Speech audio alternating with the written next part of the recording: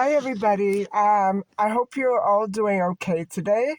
And the weather suddenly turned blustery and a little cool. And I thought I felt a few raindrops, so I climbed back into the car. And guys, I don't know exactly what I'm going to speak on tonight. I think I'm going to try to finish up the last bit I have to say on the Tracy Cunninger, um, Kundinger, Kundinger case, and see if maybe I can shout out a few theories. I'm not normally fond of doing that, but because there's so little to go on in this case, I thought it might be just, um, worthwhile for me to try to think and figure out what might have happened. Um, I know that the police have a lot more information on it than is released to the public. And so I guess that's what I'm trying to figure out. And so, anyway, guys, I'm on my way home because I have a feeling I'm going to be caught in a rainstorm. And so I'll see you at home.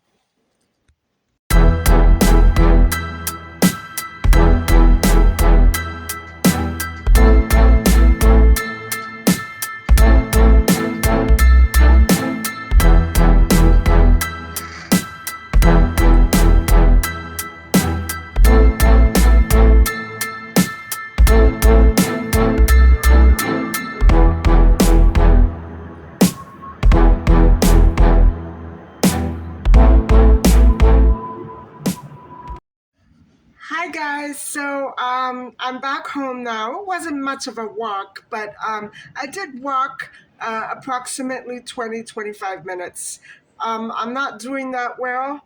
However, I just wanted to add that my pizzas turned out fantastic, and yes, the crust was wonderful. I had two different types of pre-made dough, and one was just as nice as the other. And so what I did was I kept a couple of pieces out for dinner tonight, and um, I have basically two pizzas in my freezer. So I know they'll keep because I know that that's what we used to do in the past, and they will keep. Nothing will go bad. And so I already I'm fed up with pizza. One piece is enough. One slice is enough, and then I don't want it anymore for another week or so. I guess it's not worth me making it all that much anymore. But it always is that when it comes around the weekend, I don't feel like making those traditional soups that I always have. And so I usually turn to pizza. Maybe should turn to a takeout salad or something. Anyway, so I was wondering what I should talk to you about tonight. And I do have one more part for the Tracy case.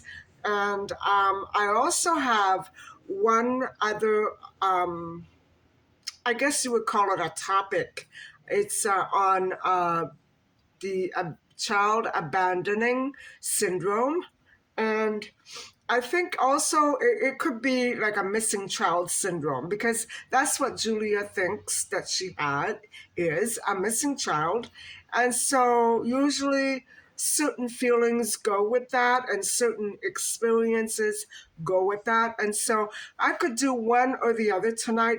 I think I'm going to try to finish up the case of the young girl who was strangled in Simonston Park. And it hasn't been a very nice case for me to talk about because it's spooky. It happened right up the street from my old house, and I was actually living there at the time. So, I took her to see her house yesterday, and so maybe I should just continue with it. And even though it's a lovely, lovely area and a beautiful, beautiful street, it's it's creepy. It's all how can I explain that I felt when I entered that street and saw all that bush surrounding the homes. I felt claustrophobic. Um, and I love the woods. I love looking at the woods. I love walking through the woods.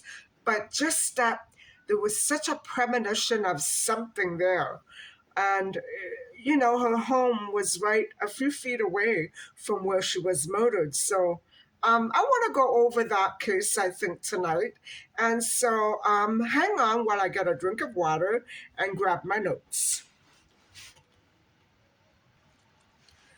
So, just to remind people who are coming to my channel for the first time and are not aware, um, I launched off a little series called The Missing Kids, Found or Lost, in order to commemorate the anniversary of the missing child, Madeline McCann, who went missing in May of 2007 and is still missing. Her remains have never been found.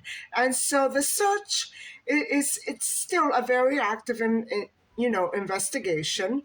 However, I have a feeling that, like many other investigations, the focus is too much on one person right now. And so all this time is being lost to wait until they question this one person who happens to be in prison. And I think that's a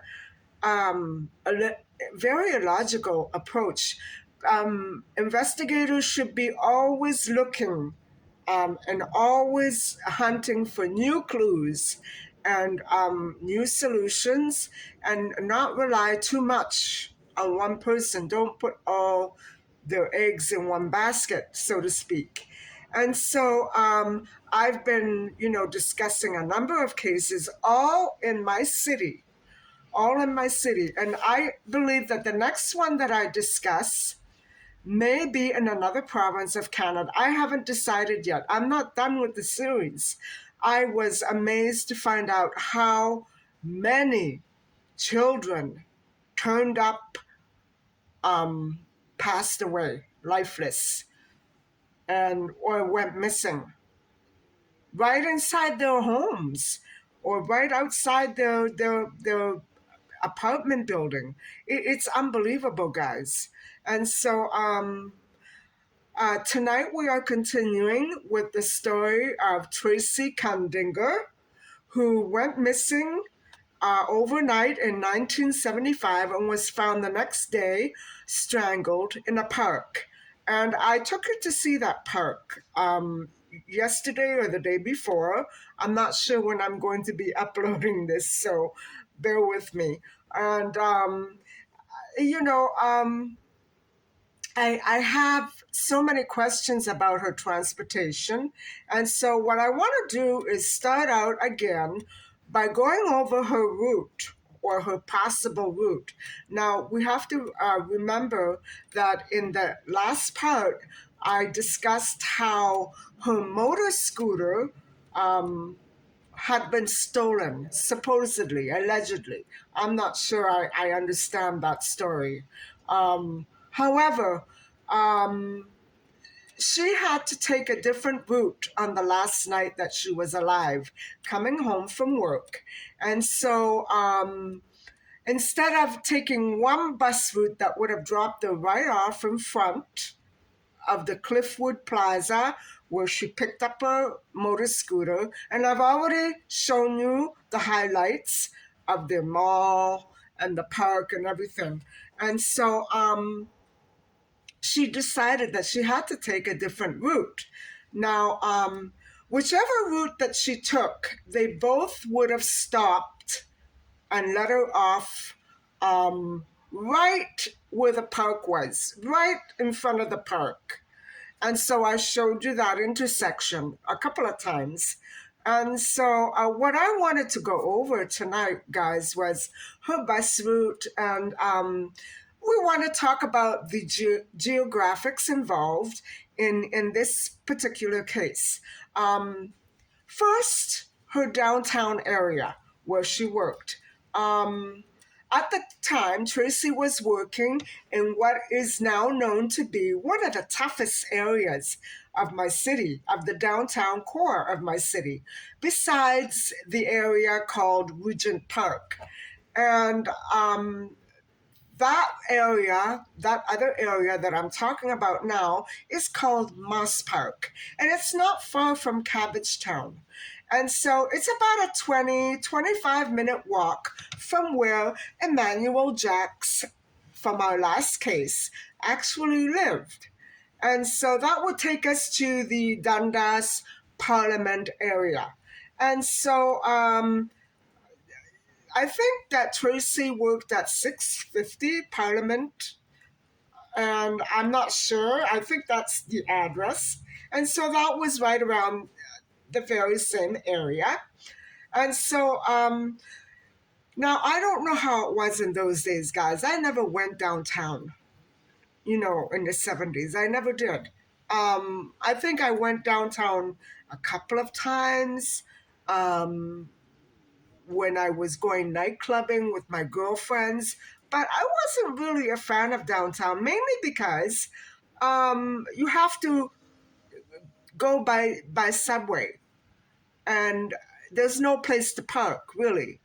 And if you find a place to park, it's phenomenally high priced, and so it was just not a favorite area for me, you know. Although we have a lot of beautiful things downtown, so anyway. Um, The area that I'm talking about, Moss Park, was and still is largely populated by working class people and also homeless people. And so there are many homeless shelters around that area. And so that wouldn't really have affected Tracy's transportation, since she, most certainly would have taken the train to Eglinton and then bussed it the rest of the way. But it does mean that her workplace and her work area might have been populated with creeps. You know what I'm saying? And be- because of the same, um, danger that Emmanuel faced, I'm very suspicious of that, Dundas Parliament area. I think it's pretty rough. And so, therefore, it's a very big possibility that Tracy could have been tracked by some unknown criminal in just days before her murder from that area. However, um, there is also a good chance, I believe, that she was attacked by someone she knew well. Now, it could be even that we don't have all the details of her movements that night. It could be that maybe she accepted a lift from a friend after she got off the bus, because it was indicated by a witness that she was on the bus. Now, I would even have to question that, the veracity of that, because it doesn't seem as though we're all aware of all the details surrounding her last movements. So I don't know how much is guesswork, is what I'm trying to say, and I don't know how much has been proven fact. So and in those days, guys, the bus line that we have now didn't exist in the 70s or 80s. It was, there was no bus service beyond that intersection that I showed you. There wasn't any bus service. So even if she had chosen maybe the wrong route, she wouldn't have had a choice. There was no other bus beyond um, the Steeles area, because it crossed over into another township, and then that was it. The buses wouldn't go that far. Um, However, it was close enough to her house. And so, my guess, and here is where I begin to theorize, and I'm not a fan of theorizing, but because we don't know that much, I figure I might as well give it a shot. My guess is that the person responsible for Tracy's strangulation either got off the bus when she did and had a vehicle parked there, nearby, like she did with her scooter, or they simply drove there to wait for Tracy to happen by. And so I think, a vehicle may have been involved. There was a huge parking lot right there, right where the park was. And on that side, on the other side, um, there is now a huge mall. So that would be where the mall is. That's what I'm talking about. There was a huge parking lot, and then there was construction there. And so what I'm wondering is, was it filled with vehicles at night? Was it used as a bus depot for parking? I don't know. I never, I was 14 years old at the time, and I, parking and cars were the least of my mind. It was a new area, guys. It was kind of remote. I moved into that very same intersection in 1974. So essentially, we were neighbors. I was up the street and around the corner from Tracy's family. And so, it was developing very quickly, but still, in some spots, it was quite remote. And so, if she was walking through the park, like many people are suggesting, and it happened there where her body was found. Perhaps, remember when I was showing you the back end of the park the day that we went to see Tracy's house? There were bushes and shrubs there.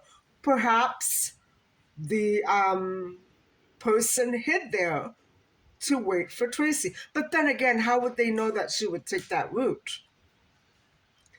I don't know why, that I got a feeling that maybe she had a companion that met up with her and said, okay, let's cut through here. Maybe that's why she felt safe. I don't know. I don't know. Remember in those days, from the Ingrid Bauer case, hitchhiking was quite popular, and this was still 1975. And so, guys, I think she made a mistake. I think that Tracy made a mistake and took a chance. Certainly, if she had the cash, she should have cabbed it. She should have cabbed it from the station to her house. I'm talking about the subway station. That would have been the safest alternative because her family was away and her motor scooter had been stolen, allegedly. So that's what I'm saying, guys. She had no other alternative course of action. So, or, you know, because we don't have the details, the transportation is the clue to the whole case, I think. And also, not only Tracy's, but the murderers. Now, let's go back to the bus route. And right now, I'm realizing that the way that Tracy did come, which would have been from the Eglinton subway on the Young Line, and then any bus to Don Mills, which would have left her right off at Steele's. That would have been her most viable at night, that night, because not only did it stop at Cliffwood Plaza, where she normally would have hopped off and taken her motor scooter, but it also stopped at those bus routes also stopped at Seals, where she had to hop off that last night. And so from the Young and Eglinton subway, any Lawrence bus east would have done the job, and or if she would have come from the French subway, any Steele's bus east. So they were all going eastwards from south to east. So that she could have accessed it, like I said before, either way. And my old way wouldn't have worked because even though it was easy to get to Cliffwood Plaza from there, unsafe, she's, still would have had to walk. So the Don Mills bus indeed made the best sense all around. And so it took me a while to figure it out because um, every time I look for information, all those new bus lines come up. And so I couldn't go by that because in those days there wasn't any such bus line. So anyway, so either the murderer was waiting for her or was on the bus with her, or whoever it was, maybe she was abducted to the construction site by car where her scooter was found. Um, there might have been a vehicle involved in this crime and obviously in the theft of the motor scooter as well, since the person probably didn't want to risk being seen, riding it to the construction site. They probably popped it in a car or a van and drove it there. All premeditated in order to attack Tracy. And that motor scooter was missing for 4 days before she died. 4 or 5 days, something like that. And guys, the construction site where the bike was found was so far away. It's outrageous how far away it was. How was she gonna go and retrieve it? Anyway, so in 2019, guys, more than 40 years after the murder, the police continue to investigate this case.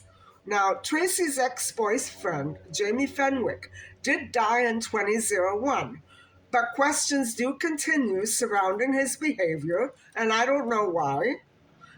Because if they didn't think it was him at the time, why do they think it's him now?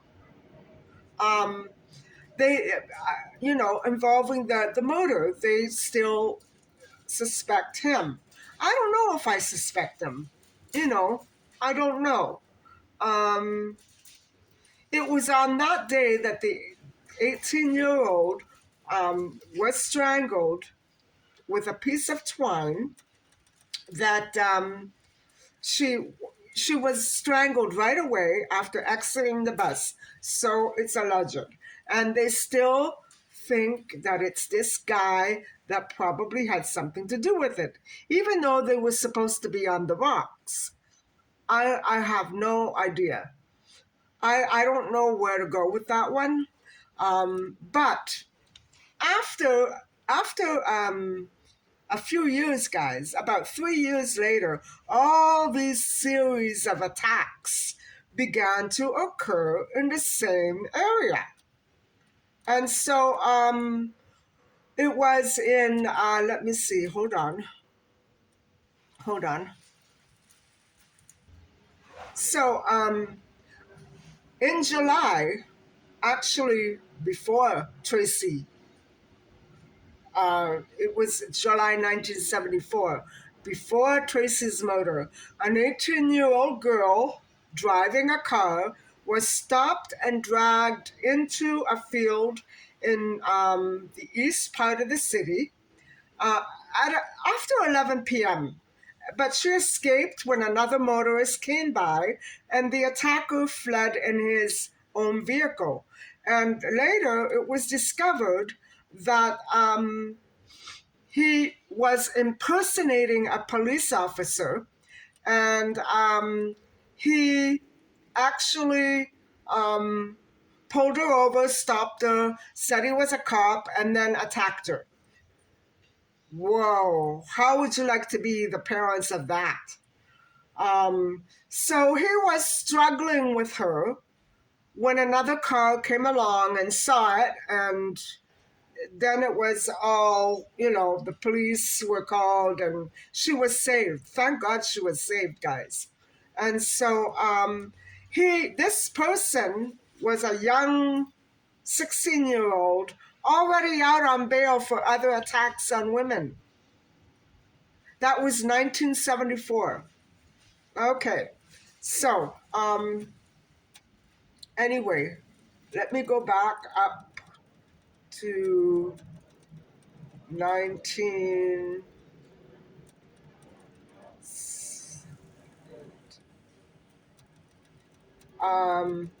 I'm sorry, I'm taking too long. All right, here we are. So these other attacks began in 1978. The first one was January the 13th, when a woman was in that area approached at knife point, right around there. And she was threatened, and he said, "You better come with me or else you're finished." And so he led her into a townhouse construction site. And indeed, there are a lot of townhouses right around there. And I think I know exactly what area it was in, right where Tracy was attacked. And so the week before that, another 19-year-old woman was grabbed by a man in the same area who produced a knife, and almost exactly the same spot, and it was most likely the same guy. And so in 1978, in March, a man was arrested, and he was arrested for a series of assaults in that area. And so then in 1980, I believe it was, yes, 1980, February the 2nd, a man was arrested for trying to force a woman into a car at knife point. And his name was Philip Young. And guys, a person named Young. Now, this guy, it doesn't say that he tried to impersonate a police officer, but a criminal named Young tried to impersonate a police officer with me. He tried to pull me over not more than 5 years ago. And I just continued on my way. I wasn't going to pull over. And his name was Young. But I think there was a coincidence. It does say that she refused Young's invitation. This guy's name is Young. And she didn't want to ride in his car. And after a few moments, he jumped out of the car, grabbed her, and produced a butter knife. Okay, he produced a butter knife. All right, this sounds so silly, but still it's serious. And so he held the knife against her stomach and against her throat and ordered her to get into his car. And I wouldn't have done it. I would have let him attack me with the butter knife, but I don't think she saw it. You know what I'm saying? I don't think she understood what it was in his hand. And I know how that feels. And so she just threw her purse and her briefcase. She must have been a student or a teacher. and she flagged down the cars in the middle of the road, and Young came running back after her and gave them back to her, the purse and the briefcase, and took off. But they got his license number. She went into the car with another motorist, and they went to the police, and he got arrested. And so, yes, it was Young again, who was trying to flag down female motorists, trying to impersonate himself as a police officer. It's probably the same guy. Well, he's still at it. Anyway, thank God I ignored him. I wonder if he would have pulled a butter knife on me. Oh my God, guys. Anyway, so Jamie was interviewed. Jamie was Tracy's boyfriend. He was interviewed by the York Regional Police, but his alibi that he was working with his father was corroborated by his parents, even though his brother Frank said, "Gee, I didn't know anything about my brother working with my dad." Maybe it was the brother. Guys, I have such a weirdo feeling about this case that it's right under our noses. Remember Calvin Hoover? Uh, and that story that the girl Lisa gave to the police, and the police gave her Jamie Fenwick's name. That doesn't sound very believable to me or credible. It sounds like a stupid thing for the police to do. They shouldn't be doing stuff like that. Anyway, I didn't believe Lisa's story. Uh, Honest to God, if I had a man walking down the street with his body stuck to my shoulder, I wouldn't have walked with him from the way that she described it was hilarious, but I shouldn't laugh. Um, I disbelieve it. I don't believe it. And not only that, she came out with it 14 years later. Why? I know that the police were investigating, but why wait 14 years? That's weird. Um, Even if you have to call the police every day, don't wait 14 years because it looks stupid. So, the thing is, guys, is that we don't have all those little details.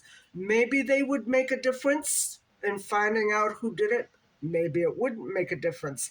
However, for years and years after Tracy's death, her sisters, Leanne, Sharon, and Janine, all felt such an intense fear that, that same guy would come after them next, one by one. And you know what, guys? They say that they were so afraid to stay home, and they're not there anymore. They're in another part of the city. They were so afraid to stay home alone.